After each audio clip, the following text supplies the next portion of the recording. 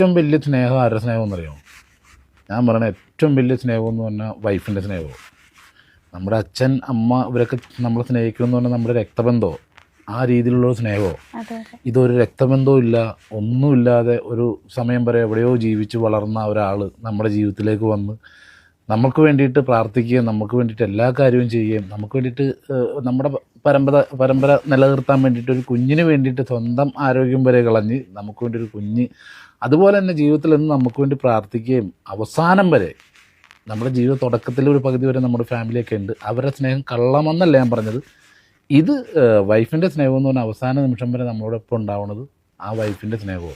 അതൊരു രക്തബന്ധം പോലും നമ്മളോടില്ല, ഒരു ടൈം വരെ നമ്മളോടൊരു പരിചയവും ഇല്ല. നമ്മുടെ വീട്ടിൽ വന്നു കയറുന്ന ആ ഒരു പെൺകുട്ടിയോട് നമ്മുടെ വീട്ടുകാർക്ക്, ഇപ്പം ഞാൻ എൻ്റെ ഹസ്ബൻഡ് ഞാനല്ലാതെ ബാക്കിയുള്ള ഫാമിലി മെമ്പേഴ്സിനൊക്കെ ഒരു പരിധി വിട്ടൊരു സ്നേഹം